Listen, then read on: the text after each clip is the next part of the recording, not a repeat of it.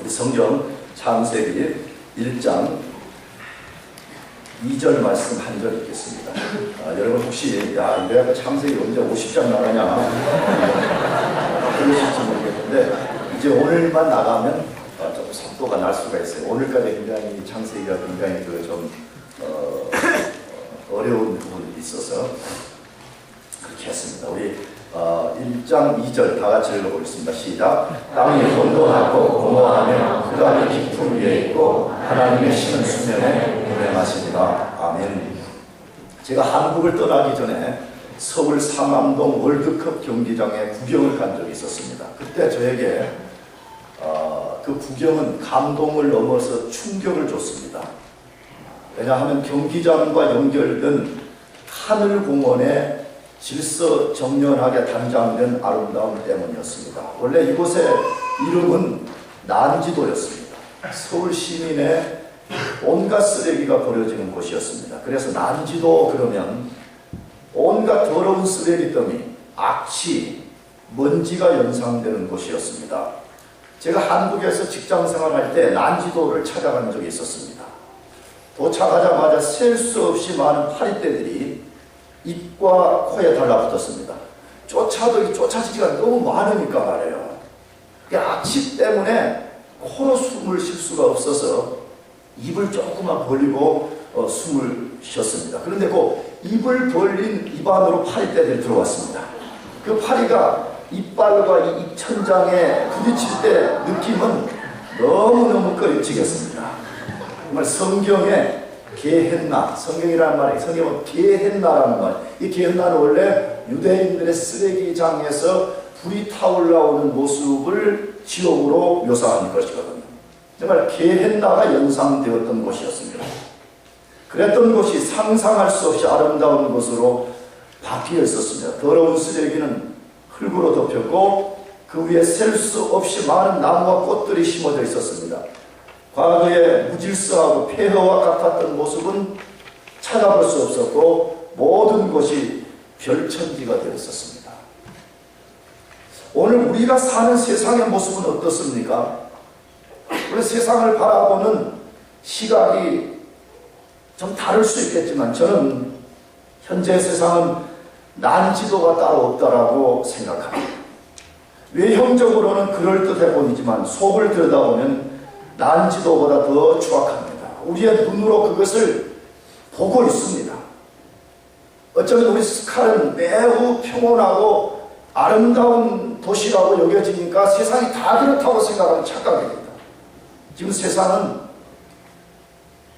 개발되기 전에, 질서를 찾기 전에 난지도보다 더 흉악한 모습을 띠고 있는 것 같습니다.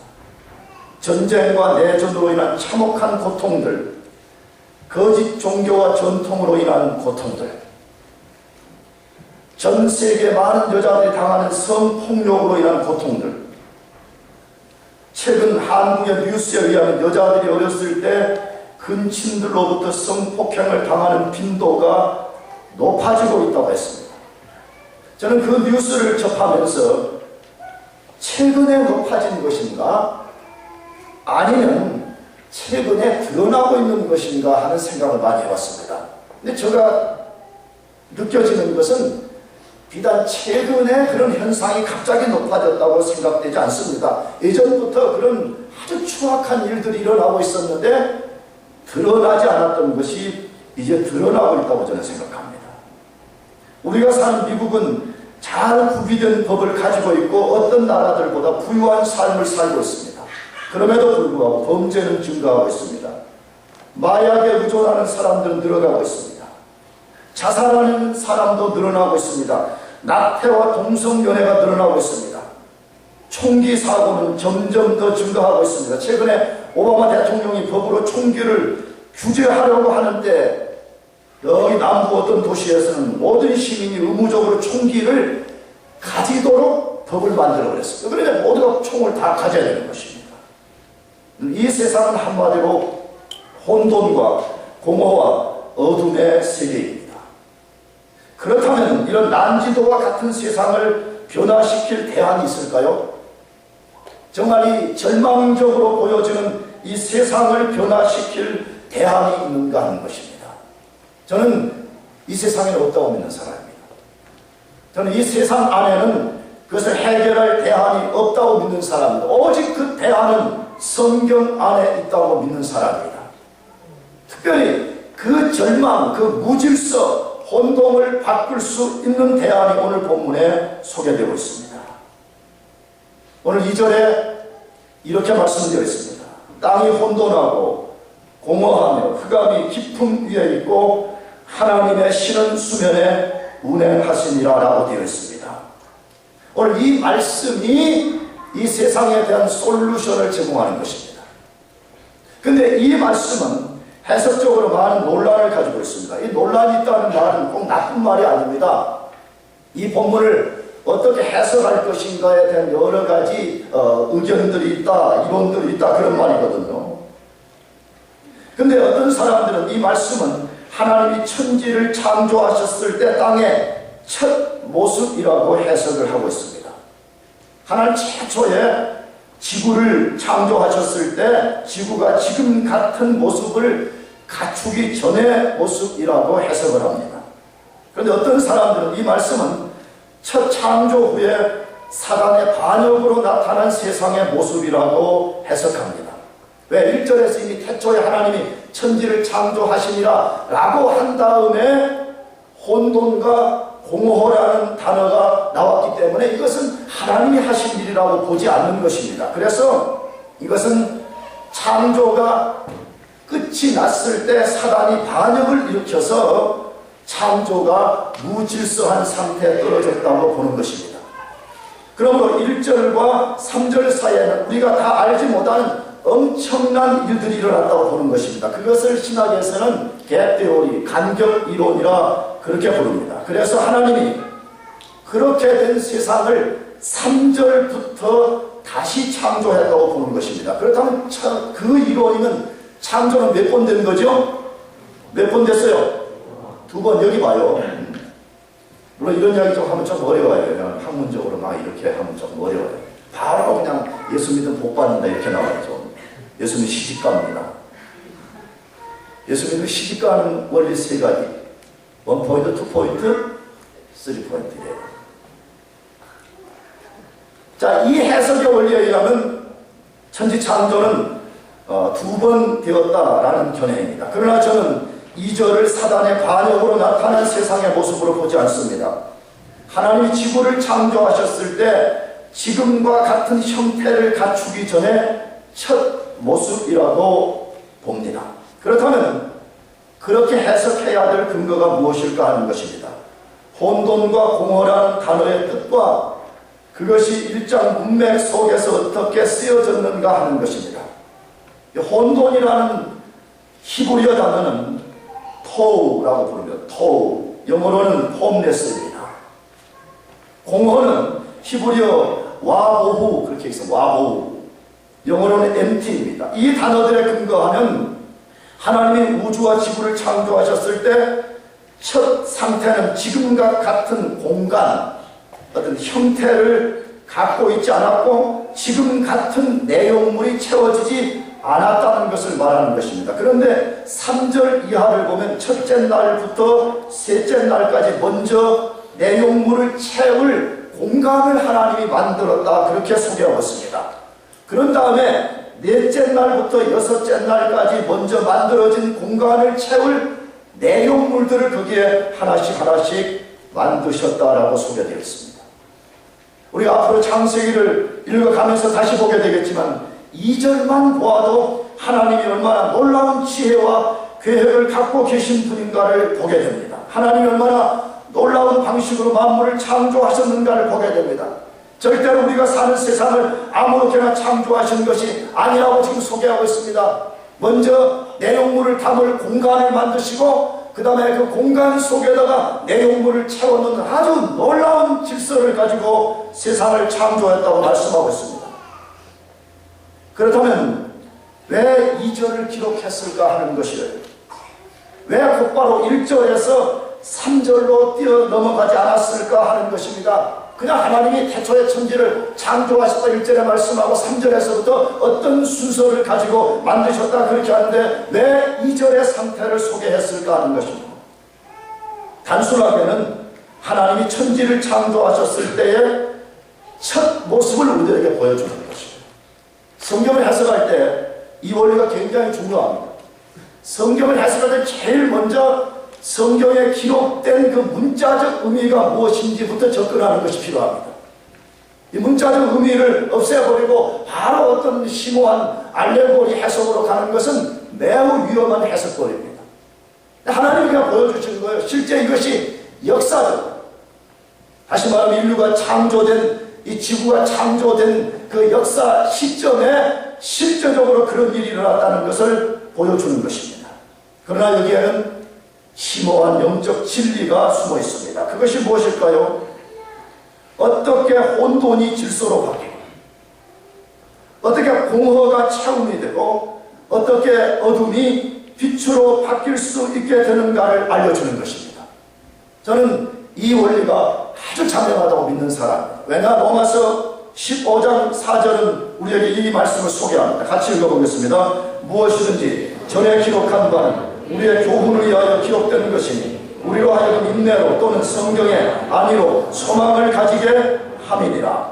자, 사도 바울이 성경의 역할을 지금 말하고 있습니다. 특히 전에 기록한 바 그랬으니까 바울 당시에 신약 성경이 완성되지 않았습니다. 그러므로 구약 성경을 지칭하는데 구약 성경의 역할에 대해서 말하는데 우리에게 교훈을 주려고 썼다 그렇게 말씀합니다. 우리가 무엇을 믿어야 되며 우리가 어떻게 살아야 되며 성경의 메시지가 무엇인지를 들려주기 위해서 그 교훈들을 썼다라고 말씀합니다. 그렇다면 창세기 1장 2절도 단순히 창조의 상태만을 보여주기 위해서 쓴 것이 아니라는 것입니다. 이 말씀 속에도 영적 교훈을 우리에게 전달하게 썼다는 것입니다. 그것이 뭡니까? 아까도 말씀드렸지만 난주와 같은 세상을 하나님이 보시기에 어떻게 좋은 상태로 바꿀 수 있는가? 어떻게 난주와 같은 세상을 하나님이 보시기에 심히 좋은 상태로 바꿀 수 있냐 이거예요. 어떻게 난주와 같은 인간의 삶을 하나님이 보시기에 심히 좋은 상태로 바꿀 수 있는가를 알려주는 것입니다. 그렇다면 어떻게 혼돈과 공허의 세상이 질서와 체험의 세상으로 만들어질 수 있을까 하는 것입니다. 어떻게 절망적인 인간이 소망이 갖는 인간으로 바뀔 수 있냐, 어떻게 삶이 완전히 무질서하게 파괴된 인간이 질서를 회복하고 하나님 원래 창조한 본래 모습을 회복할 수 있는가 하는 것입니다. 오늘 본문에는 세 가지 원리를 소개하고 있습니다. 첫째로는 성부 하나님의 주권적 역사를 통해서 만들어질 수 있다라고 말씀합니다. 성부 하나님의 주권적 역사를 통해서 그러한 일이 만들어진다라고 말씀합니다. 창세기 1장을 펼칠 때 독자된 우리가 직면하는 엄청난 사실이 있습니다. 태초에 하나님이 천지를 창조하셨다는 것입니다. 이 말씀은 많은 사람들을 공경에 빠뜨리게 하지만 동시에 많은 사람들로 하여금 참 하나님을 믿게 만드는 일을 합니다. 제가 말씀드렸습니다. 세상에 많은 사람들은 이것도 하나님이다 저것도 하나님이다 라고 말하고 있습니다. 근데 우리가 믿는 진짜 하나님이 누구냐 할 때 창세기 1장 1절의 첫 번째는 그 하나님은 천지를 창조하신 하나님이었나. 여러분 정말 여러분이 믿는 하나님은 천지를 창조하신 하나님이신 것을 믿습니까? 만약 여러분이 하나님을 믿는다고 말하면서도 그 하나님이 천지를 창조하는 분인 것을 믿지 않는다면 여러분 성경이 말하는 하나님을 믿는 것이 아닙니다. 여러분 진짜 하나님을 믿는 것이 아닙니다. 그런데 독자들이 직면해야 될 또 하나의 사실이 있습니다. 천지를 창조하신 그 하나님이 삼위일체 하나님이라는 사실입니다. 한 분 하나님이 각각의 인격을 가진 성부 하나님, 성자 예수님, 성령 하나님으로 존재한다는 사실입니다. 이것은 우리의 이성으로 다 이해할 수 없는 진리입니다. 각각의 인격을 가진 세 존재가 한 분으로 존재한다는 사실을 우리는 완벽하게 이해할 수 없습니다. 왜 그렇죠? 우리는 하나 더하기 하나 더하기 하나는 셋이라고 불러야지 맞기 때문에 그렇습니다. 근데 성경은 각각의 퍼스널리티를 가진 그 인격자들이 한 분이라 그렇게 말씀하고 있기 때문에 우리의 셈법으로는 다 이해할 수 없는 신비로운 존재 방식인 것입니다. 그러나 삼위일체로 존재하는 하나님만이 세상에서 하나님이라고 일컬어지는 수많은 거짓 신들을 구별시켜주는 역할을 하는 것입니다. 여러분 정말 여러분 믿는 하나님은 삼위일체 하나님이신 것을 믿습니까? 여러분 정말 성부 하나님을 믿으시고 성자 예수를 믿으시고 성령 하나님을 믿는가 하는 것입니다. 이 세상에는 하나님을 믿는다고 말하면서도 삼위일체 하나님을 믿지 않는 종교가 있습니다. 유태 종교가 그렇습니다. 여호와 증인이 그렇습니다. 유니테리안 종교 같은 것이 그렇습니다. 그들도 다 우리처럼 하나님을 믿는다라고 말하고 있습니다. 그러나 그들이 믿는 하나님은 성경이 말하는 하나님이 아닙니다. 우리가 믿는 하나님은 삼위일체 하나님이라고 말씀하고 있습니다. 그런데 모든 만물은 삼위일체 하나님에 의해 창조가 되었습니다. 그렇다면 성부 하나님이 하신 일이 무엇인가 하는 것입니다. 성부도 창조에 개입하셨고 성자도 개입하셨고 성령도 창조에 개입을 하셨는데 성부는 어떤 일을 하셨는가 하는 것입니다. 성부 하나님은 모든 주권을 가지고 창조를 디자인하시고 그 창조를 집행하셨습니다. 창세기 1장은 그 사실을 증거하고 있습니다. 1절에 태초에 하나님이 천지를 창조하시니라. 태초에 누가 그 일을 하셨다고요? 하나님이 하셨다. 하나님이. 1장 3절에 하나님이 가라사대 빛이 있으라 하시매 빛이 있었고 이 빛을 누가 만드셨다고요? 하나님이 하셨다고 말씀합니다. 1장 6절에 하나님이 가라사대 물 가운데 궁창이 있어 물로 나뉘게 하라 하시고 이 궁창에 물을 누가 나누었어요? 하나님이 하셨다고 말씀하고 있습니다. 창세기 1장에 모든 역사를 일으키신 주어가 성부 하나님이라고 21번 반복해서 말씀하고 있습니다. 모든 일을 성부 하나님이 모든 주권을 갖고 행하셨다고 말씀합니다. 형태가 없던 것이 형태를 만들어낸 것도 텅 빈 것이 충만함으로 채워진 것도 어둠이 빛으로 바뀐 것도 성부 하나님의 주권적 역사가 나타날 때 만들어졌다고 말씀합니다. 그러므로 난지도와 같이 무질서한 이 세상이 질서를 찾고 텅 빈 인간을 충만으로 채울 수 있는 유일한 길은 성부 하나님의 주권적 역사에 순복하는 것입니다. 하나님은 만물의 주인이시기 때문에 그분의 주권에 복종할 때만이 참된 질서와 체험을 만들어 주십니다. 만약에 그렇게 하지 않는다면 인간은 영원히 인간의 난제를 해결하지 못하고 멸망에 떨어지고 말 것입니다. 그렇기 때문에 성경은 계속해서 우리 인간들에게 하나님을 알라, 하나님을 경외하라, 하나님께 복종하라고 호소하고 있는 것입니다. 대표적으로 호세아서 6장 3절의 말씀입니다. 다 같이 읽어보겠습니다. 시작. 그러므로 우리가 여호와를 알자, 힘써 여호와를 알자. 그의 나오심은 새벽 빛같이 일정하니 비와 같이 땅을 적시는 늦은 비와 같이 우리에게 임하시느니라. 여러분, 이 말씀은 어떤 백그라운드를 가지고 있죠? 호세아 시대, 호세아라고 하는 선지자가 하나님의 말씀을 전했던 그 시대 이스라엘 백성들이 죄로 인해서 완전히 타락해버렸습니다. 꼭 이 시대의 난지도와 같은 모습을 띠고 있었습니다. 그 결과로 모든 것이 무질서해졌고 모든 것은 텅 비어버렸으며 모든 것은 갈기 찢어져 버렸습니다. 절망 그 자체였습니다. 근데 하나님께서 호세아를 보내어서 살 길을 소개한 것입니다. 너희들이 비록 절망 가운데 있지만 살 길이 있다는 것입니다. 그 살 길의 내용이 무엇입니까? 힘써 하나님을 알라는 것입니다. 힘써서 여호와 하나님을 알라는 것입니다. 그러면 하나님께서 그 백성들을 다시 회복시켜준다. 왜? 하나님의 신실하심 때문에 그분은 우리가 아침에 일어나면 태양이 하루도 어김없이 하늘에 떠오르는 것처럼 이른 비와 늦은 비가 때가 되면 내리는 그 타이밍을 정확하게 맞추어서 역사하는 것처럼 우리가 힘써 하나님을 알게 되면 하나님이 그렇게 회복해 주시겠다고 약속하고 있습니다. 그렇습니다.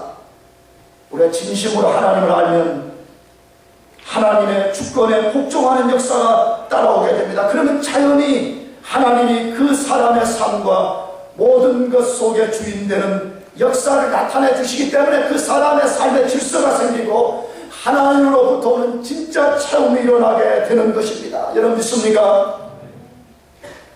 이것을 경험하기를 원하는 것입니다. 정말 우리가 하나님을 힘써서 알고 하나님의 주권에 순복하면 하나님이 그와 같은 질서를 회복시키시고 채워주신다는 것을 저는 확실히 믿는 사람입니다. 첫째로는 창조의 세계가 그걸 증거하고 있습니다. 성경을 통해서 창조의 세계가 그것을 증거하고 있습니다. 성경 안에 혼돈과 공허 가운데 있던 수많은 사람들이 그렇게 되었다는 것을 증거하고 있습니다. 이 가운데 많은 성도들이 스스로 그것을 증거하고 있다고 저는 믿습니다. 저는 저 자신이 그런 하나님의 질서를 회복한 사람의 증거라고 저는 믿습니다. 저는 과거의 나의 생각, 사상이 무질서했습니다. 생각과 사상이 무질서했기 때문에 삶 자체가 엉망이었습니다. 저는 간혹 대학부 자녀들에게 내 과거에 예수 믿기 전에 이야기를 조금씩 흘려주는데 나 100% 다 한 것도 아니에요. 100% 다 하면 여러분들 목사님한테 실망할 거예요. 아무리 내가 본어기에 내서 내가 반전된 인생이지만 야 그렇게 나쁘게 살았나? 그렇게 살았어요. 여러분 그렇게 사는 것이 그 당시에 아주 대단한 거. 나는 그렇게 사는 것이 남자답고 그런 것이 세상 속에서 뭔가를 막 과시하는 건 줄 알았어요. 좀 부끄럽지만 그랬어요. 술 잔뜩 먹고 막 필름 끊어져가지고 다음날 사무실에 와가지고 동료들끼리 막 몇 시에 끊어졌냐 하고 잘하다고 막 야 너 이 죄인아 이런 사람 없었어요. 막 잘한다 내일 또 먹자 4차 가자 5차 가자 막. 와 예수 믿고 하나님이 내 삶 속에 딱 들어오시니까 그것이 얼마나 더러운 삶이었습니다. 그것이 얼마나 무질서한 삶이었습니다. 그것이 얼마나 죽음을 불러오는 삶인가를 알게 된 것입니다. 사랑하는 성도 여러분, 하나님의 주권에 순복할 때만이 하나님으로부터 오는 질서가 회복되고 텅 빈 것이 채워지는 것을 믿으시길 바랍니다. 두 번째로 성자 예수님의 능력의 말씀을 통해서 만들어질 수 있습니다. 모든 무질서와 텅 비어버린 인생은 예수 그리스도의 능력의 말씀을 통해서만 그것들이 바로잡아져 채워질 수 있습니다. 성경을 처음 대하는 분들은 예수님이 천지를 창조하셨다는 말씀에 대해서 매우 혼란스러울 수 있습니다. 왜 그렇지요? 예수님은 지금부터 약 2000년 전에 이스라엘에서 태어나셨는데 어떻게 태초에 천지를 창조하셨냐며 궁금해하고 혼란스러워할 수 있습니다. 맞습니다. 예수님은 2000년 전에 인간의 몸을 입고 이 세상에 오셨습니다. 그것을 성육신이라 그렇게 부릅니다. 하나님이 인간의 몸을 입고 오셨다 그 말입니다. 그러나 그분이 성육신하기 전에 성부 하나님과 함께 영원히 존재해 계셨습니다.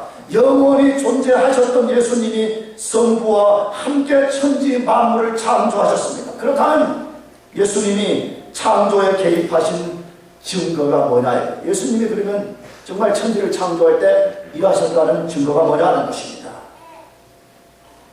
하나님의 말씀으로 나타나고 있습니다. 1장 3절 다 같이 읽어보겠습니다. 시작. 하나님이 가라사대 빛이 있으라 하시매 빛이 있었고 하나님이 가라사대 빛이 있으라 하시매 빛이 있었고 라고 말씀합니다. 창세기 1장에 반복해서 나오는 가라사대라는 이 단어는 이걸 다른 말로 번역한 뭐죠? 하나님이 말씀하시네. He said, God said 그 말입니다.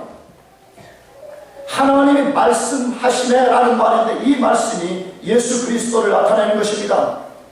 아마 성경을 처음 대하는 분들도 이 해석이 어찌라고 또 생각할 것입니다. 아니 어떻게 하나님이 가라사대 가세드 그게 어떻게 예수님이여요 그렇게 하고 또 막 또 태클을 걸 거예요. 그러나 성경은 가라사대가 예수 그리스도라는 증거를 가지고 있습니다. 어디에서? 너무 많지요. 근데 그중에 대표적으로 요한복음 1장 1절 이하입니다. 같이 읽어보겠습니다. 시작. 태초에 말씀이 계십니다. 이 말씀이 하나님과 함께 계셨으니 이 말씀은 곧 하나님이십니다.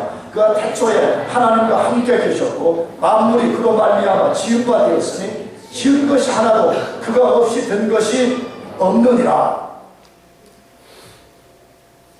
신약성경에 복음서가 4권이 있는데 그 4번째 요한복음은 예수님의 무엇을 포커스하는 것이에요?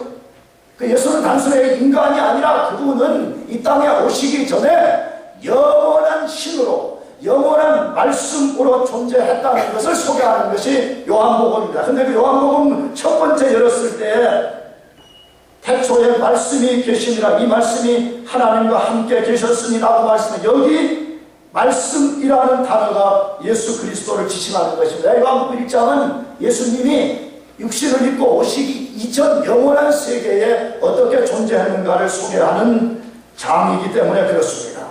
예수님은 천지가 창조되기 전에 성부 하나님과 함께 존재해 계셨다고 말씀합니다. 성부 하나님이 예수 그리스도를 통해서 만물을 창조하셨습니다. 저는 이렇게 봅니다. 그냥 이게 복잡한 신학도 이야기가 있지만 그렇게 하는 거예요. 하나님이 예수님 통해서 창조하신 거예요. 근데 그 예수님 로고스, 이게 단순하게 영어의 워드와 다른 거예요. 또 굉장히 복잡한 이야기가 있는데 나도 잘 모르겠어요. 로고스는 그냥 단순히 우리가 말하는 워드와 다른 거예요, 분명. 근데 하나님이 그 로고스, 그 말씀을 가지고 이 세상을 창조하셨다고 성경은 아주 분명하게 말씀합니다. 골로새서 1장 16절 17절에도 말씀합니다. 만물이 그에게 창조되되 하늘과 땅에서 보이는 것들과 보이지 않는 것들과 혹은 보좌들이나 주관들이나 정사들이나 권세들이나 만물이 다 그로 말미암고 그를 위하여 창조되었고 또한 그가 만물보다 먼저 계시고 만물이 그 안에 함께 섰느니라. 정말 놀랍고 신비로운 선언이 아닐 수 없습니다. 만물을 예수님이 창조하셨고 예수님을 위해 창조되었다라고 말씀하고 있습니다. 여러분 이것을 믿습니까? 세상 사람들은 이런 이야기를 하면 말도 안 되는 소리라고 말씀합니다. 그리스도인들은 이걸 믿는 사람들이에요. 모든 만물을 하나님이 말씀이라는 예수 그리스도를 통해서 만물을 창조하셨고 만물을 창조하신 목적 중에 하나가 예수 그리스도를 위해서 창조했다는 거예요. 여기 엄청난 신앙 고백입니다. 이것이 믿어진다는 것은 도저히 인간 이성으로 되는 것이 아닙니다. 만물이 예수 그리스도의 말씀으로 창조되었고 만물이 예수 그리스도를 위해서 존재하고 있다는 것이 믿어지는 것은 그건 인간 이성으로 되는 것이 아닙니다. 그건 인간 이성으로 이해될 수 있는 문제가 아니에요. 그렇기 때문에 인간 이성으로 성경을 이해하는 사람들이 도저히 그것을 받아들이지 못해서 말씀에 대해서 강력한 반항심을 갖게 되는 것입니다. 그러나 성경은 아주 명백합니다. 모든 만물은 예수님에 의해서 창조되었고 예수님 그분을 위해서 창조되었다고 말씀하고 있는 것입니다. 그렇다면 예수님이 창조 때 하신 일이 구체적으로 무엇입니까? 이 혼돈과 공허와 어둠 속에 있는 이 세상을 당신의 말씀으로 선포를 해서 그것들이 질서가 잡히고 텅 비어진 것이 채워지고 어둠 속에서 빛이 만들어지게 하셨다고 말씀하고 있습니다. 그러므로 세상과 인간들은 반드시 예수 그리스도의 말씀이 필요합니다. 왜 그렇습니까? 예수님의 말씀만이 질서와 채움과 빛을 만들어주기 때문에 그렇습니다. 저는 확실하게 믿는 사람입니다. 예수 그리스도의 말씀의 빛이 그 사람 속에 찾아오지 않는 사람은 그 사람이 세상에서 아무리 지성이 높고 아무리 대단한 사람이라도 그 사람은 하나님 보시기에 죄라고 하는 어둠 속에 갇혀있는 사람입니다. 어디서 그 근거를 알 수가 있어요? 고린도후서 4장 3절입니다. 다 같이 읽어보겠습니다. 시작. 만일 우리 복음이 가리웠으면 자들에게 가리운 것이라. 그 중에 이 세상 신 믿지 아니하는 자들의 마음을 혼미케 하여 그리스도의 복음의 광채가 비치지 못하게 하니 그리스도를 하나님의 형상. 이 말씀 매우 중요한 말씀이에요. 내가 꼭 부탁해 여러분 그렇게 안 하겠지만 혹시 높아심에서 말씀드리는데 교회 다니면 유물론적 그런 복을 받는다고 하는 아주 저급한 신앙을 버려야 됩니다. 우리가 소유한 이 복음은 세상에서 만들어낼 수 없고 세상 사람들이 줄 수 없는 아주 광대하고 아주 놀라운 비밀을 담고 있는 것입니다. 이 말씀이 무엇을 말씀해요? 다시 만일 우리 복음이 가려웠으면 어떤 사람에게 가려워요? 망하는 자들에게. 무슨 말이에요? 이 본문의 앞을 보면 그 이야기를 다루는 거죠. 예수 믿어라 복음을 전해주고 계속 근거하는 것입니다. 다양한 이유를 대면서 못 믿겠다 안 믿겠다 다양하게 발버둥을 치는 사람이 그런 사람은 망하는 사람들인데 망하는 사람들에게는 복음이 가려져서 그게 안 믿어진다는 거예요. 그게 안 받아진다는 거예요. 근데 왜 그들이 안 믿어지고 안 받아주냐? 그 다음 절에 4절에 뭐라고 그랬어요? 그 중에 이 세상 신이, 이 세상 신은 누구죠? 누구죠? 마귀. 이 세상 신은 사단을 말하는 것입니다. 이 세상 신이 믿지 아니하는 자들의 마음을 혼미케 하여 그리스도의 복음의 광채가 비치지 못하게 하니 그리스도를 하나님의 형상이라. 무슨 이야기하고 있는 거예요? 바울은 창조 때의 이야기를 끌고 들어오는 거예요. 지금 하나님이 최초의 천지를 창조한 천지가 흑암이라는 덩어리 속에 있는데 하나님 말씀하실 때 그 어둠 속에 빛이 만들어지고 그 빛에서 또 다른 것이 만들어지는 역사가 일어났는데 사단이 죄로 인해서 어둠 속에 있는 인간들 속에 이 복음의 빛을 비치지 못하게 지금 만든다는 거예요. 복음의 빛을 비춰야만이 그 빛을 가지고 하나님을 찾아 나올 수가 있습니다. 여러분, 죄는 어둠으로 비유가 되는데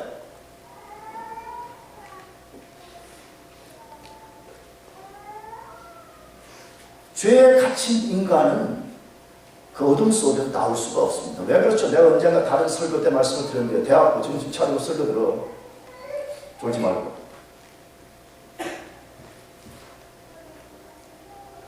여러분, 여기가 완전히 빛이 하나도 없는 깜깜한, 완전 깜깜한 동굴이라고 생각합시다. 여러분, 동굴 속에 갇힌 인간이 출구를 찾아 나가려면 빛이 필요합니다. 빛이 없으면 우리 눈이 아무리 정상이어도 출구를 찾을 수가 없습니다. 우리 눈이 정상이어도 빛이 있어야 출구를 찾아 나갈 수가 있습니다. 인간이 죄로 인해서 어둠 속에 완전히 갇혀있는데 자기가 어둠 속에 갇혀있다는 것을 보려면 외부에 빛이 들어와야 됩니다. 그런데 사단이 그 사람을 지옥에 떨어뜨리게 하기 위해서 할 수만 있으면 자꾸 혼미케 만들어버린다. 자꾸 이유 대고 뭐 어쩌고 저쩌고 하면서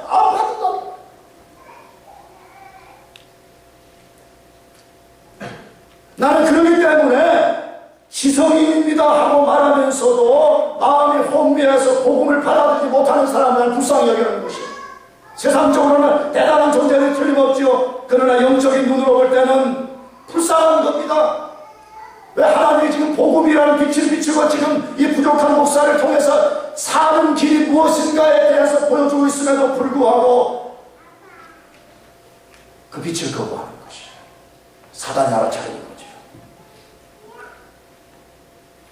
할 수만 있으면 뭐 어떻게 만드는 거예요. 여러분, 교회 와서도요 졸라고 하지 말아요. 물론 우리는 유한한 인간이기 때문에 카오시 하루 종일 하고 뭐 하면 피곤한 줄 알아요. 여러분, 목사 말을 꼬아서 듣지 말아요. 나는 그런 거 하는 것도 매우 귀하지만 여러분이 만약 그것이 여러분이 하나님을 예배하고 하나님 말씀을 듣는 것을 방해한다고 하지 말아요.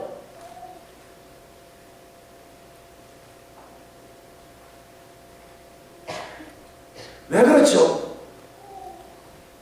영적으로 죽어있는 인간이 살아나는 유일한 길은 복음이라는 그 빛을 우리 속에 비춰서 그 빛을 가지고 우리가 하나님께 나가야 되는데 그것을 받지 못하게 만들기 때문에 그렇습니다.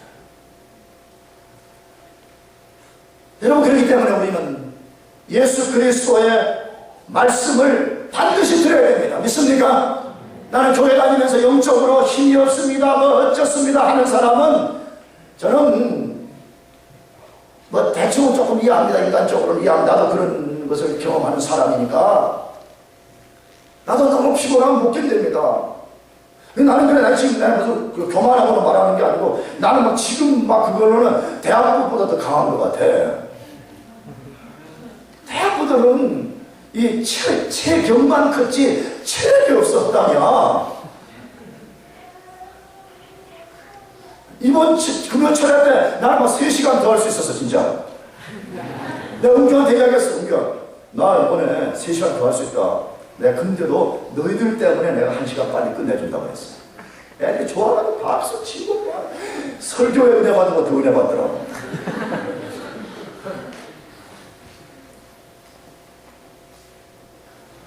여러분, 왜 영적으로 그렇게 무기력함을 느껴요? 게임한다, 뭐 한다, 그러면 문이 바짝바짝 밥을 세우면서 왜 영적으로 그렇게 무기력한 거예요? 그 속에 하나님의 말씀이 없었던 거예요.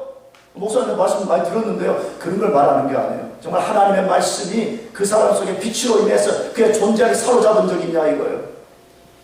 왜? 요한복음 6장 63절이 말씀하기 때문에 그래요. 다 같이 읽어보겠습니다. 시작. 살리는 것은 영이니 육은 무익하니라. 내가 너희에게 이런 말이 영이요 생명이라. 살리는 것은 영인데 여기 영은 예수님의 말씀이라고 예수님이 직접 말씀했습니다. 하나님의 말씀이 진짜 그 사람 속에 침투해 들어가면 그 사람의 영혼이 살아나게 되고 영혼과 육체가 연결이 되어 있기 때문에 이 육체까지라도 파워풀해지는 역사가 일어난다, 그렇게 말씀하는 거예요.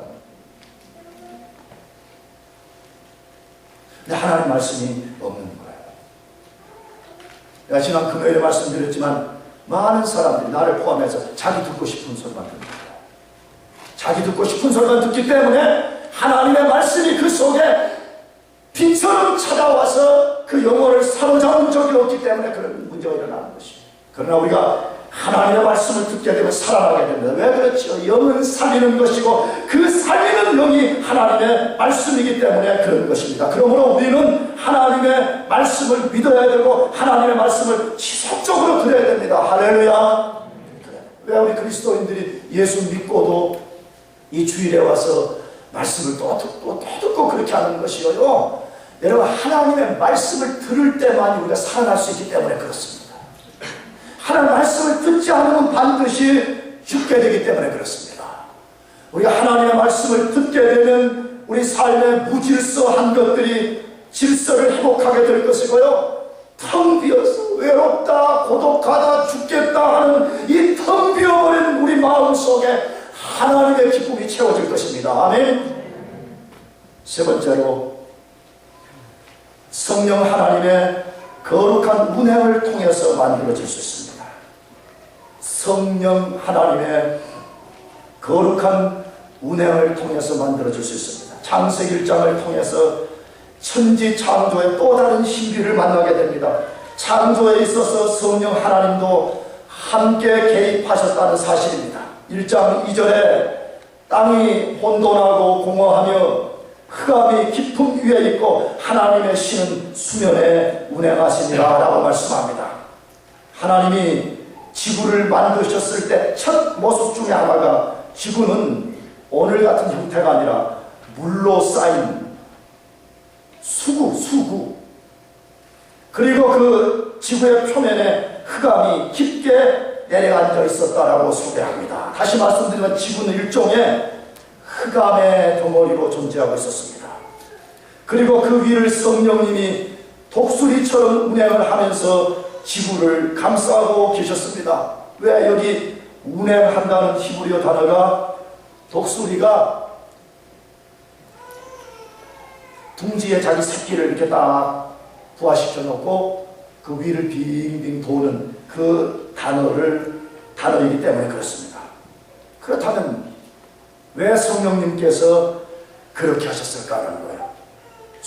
물로 된 지구 덩어리, 흑암이 깊게 내려앉은 그 위를 성령님께서 독수리처럼 운행하시면서 지구를 꽉 품속에 품고 있었을까 하는 것입니다. 여러분, 이 속에는 가장 단순하게는 이제 하나님이 이 흑암으로 꽉 차 있는 이 지구를 어떻게 보시기에 힘이 좋은 상태로 만들 것인가를 준비하고 있음을 우리들에게 소개하는 것입니다. 다시 말하면 혼돈을 질서로 만들고 공허를 충만으로 채우며 어둠을 빛으로 만들기 위해서 성령 하나님께서 그 모든 것을 성령의 품 안에 품고 계신다라고 소개하고 있는 것입니다. 하나님이 말씀이신 예수님을 통해서 만물을 창조하셨고 성령을 통해 그것을 아름답게 완성시켜 가셨던 것입니다. 만물의 창조는 철저하게 삼위일체 하나님에 의해서 이루어졌습니다. 그러므로 우리에게 성령님이 얼마나 필요한지를 깊이 인식해야 됩니다. 만일 성령의 운행이 없었다면 성부와 성자의 구원의 역사는 우리 개인의 것이 되지 못했을 것입니다. 하나님이 천지도 창조하시고 하나님이 예수님 통해서 구속이라는 놀라운 방법을 우리에게 주셨지만 그게 우리 것이 될 수 없었을 것입니다.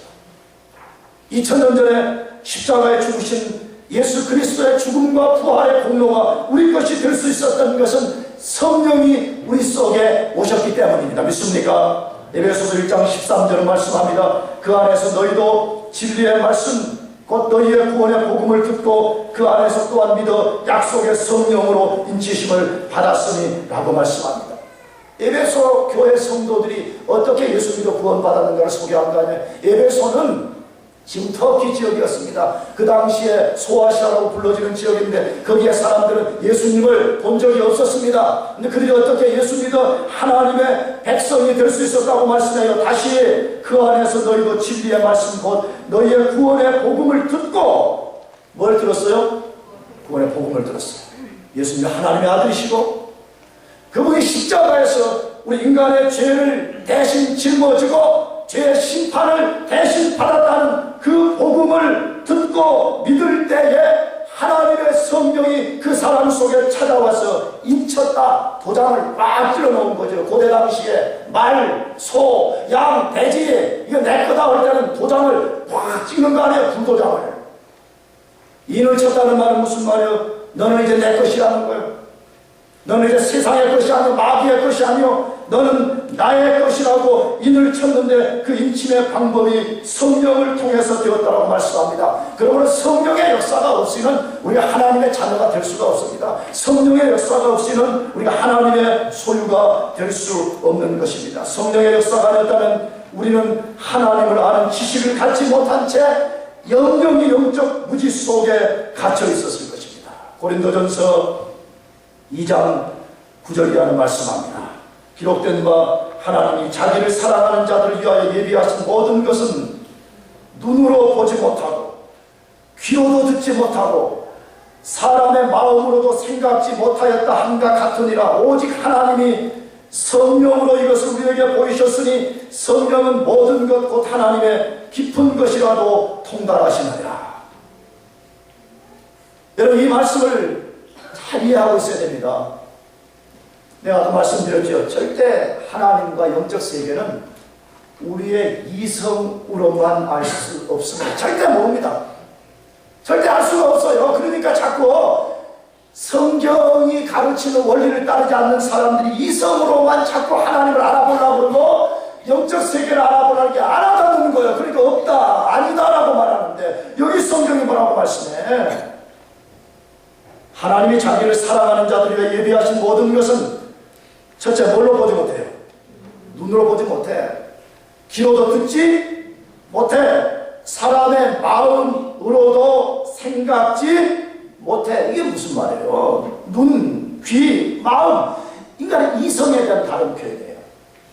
인간 이성만 갖고는 절대로 하나님을 볼 수도 없고 하나님의 세계를 이해할 수도 없다는 거예요. 그러면 어떻게 우리가 그 보이지 않는 하나님을 볼 수가 있으며 어떻게 보이지 않는 영적 세계를 보는 것보다 더 분명하게 보고 알 수 있다고 말해요. 오직 하나님이 성령으로 이것을 우리에게 보이셨으니 성령은 모든 것 곧 하나님의 깊은 것이라도 통달합니다. 성령으로만 가능합니다. 믿습니까? 성령이 임하실 때에 첫 창조 상태가 질서를 찾아내고 어둠이 빛으로 변화된 것과 같이 성령의 역사가 임할 때만이 영적 문이 열어져서 하나님을 보는 역사가 일어나고 영적 세계를 보는 분이 일어나게 되는 것입니다. 저는 그것을 100% 믿는 사람입니다. 저는 아까도 말씀드렸지만 예수 믿기 전에 얼마나 못된 인간인지 진짜 몰라요. 아마 예수 안 믿었으면 지옥 가가지고 지옥이 제일 고통스러운 데다가 그 언저리쯤에 가 있어요. 그 언저리쯤에. 근데 그 당시에 왜 그랬냐? 왜 예수 믿는 사람을 그토록 막 내가 안 좋아하고 핍박하고 그냥. 내가 대학교 때 잠깐 이야기했지. 내가 어디 약간 교도소에 내가 근무한 적이 있었는데, 군대에서. 내가 교정 공부는 아닌데, 군대에서 조금 했어. 근데 교회 지금 보면 천사 같은 자매들이 목요일날 그 수강자들 예배하러 오는 거야. 그럼 막 내가 있었던 내가 해군본부 있었는데 예전에 서울 대박 막 그 교도소가 높은 담이 쳐져고 막 철제하고 막 2중 3중 쳐주고 그 철대문이 꽉 이렇게 있어요. 아무도 못 들어와요. 들어오려면 밖에서 배를 딱 물고 안에서 열어줘요. 내가 밑에 열어주지 마라. 그래서 그러면 그 자매들 막 거기서 열을 딱 기다리고 있는데 지금 생각하면 왜 그랬을까 싶어.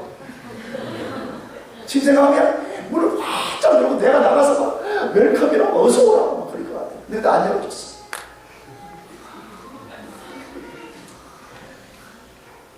그 다음에 또 와가지고 막 그 사람 제수도 갇혀있는데 막 거기서 막 예배 드린다고 막 그러면 또 TV 또 내가 켜 볼륨 높여가지고 거기서 막 예배 드리면 나는 또 막 TV 높여 켜고 막.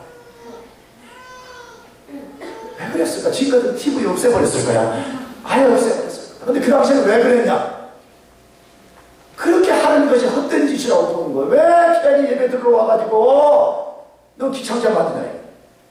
왜 예배 들어가고 시끄럽게 하냐? 이렇게 한 거예요. 그런데 오늘 하나님의 성령에 붙들리게 돼서 내 영의 문이 열어졌을 때 그건 지옥 가는 행위라는 것을 알게 되는 거예요.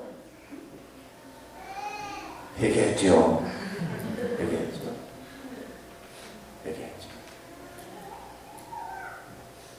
성령이 오셔서 내 영혼의 눈을 열어주고 났을 때에 영적 세계가 있다는 것이 보여줬고 하나님이 살아계신다는 것을 분명하게 믿게 되는 것입니다. 사랑하는 성도 여러분 삶이 혹시 무질서와 텅 비어버린 것과 어둠과 같은 삶이 있어서 고통당하고 있습니까? 길은 하나입니다. 성령을 구하는 것입니다. 성령이 여러분 속에 충만하게 임하셔서 그 성령이 여러분 속에 강력한 역사를 나타내 주시는 것입니다. 그러면 우리는 절망이 소망으로 바뀔 수 있습니다. 아멘. 흑암이 빛으로 바뀔 수 있습니다. 텅 비어버린 아무것도 없는 절망스러운 상태가 충만하게 채워지는 역사를 보게 될 것입니다. 여러분 그것을 믿으시고 성부 하나님의 주권에 순복하고 예수 그리스도의 말씀에 복종하고 성령 충만함을 구하는 종들이 되기를 축복합니다. 기도하겠습니다.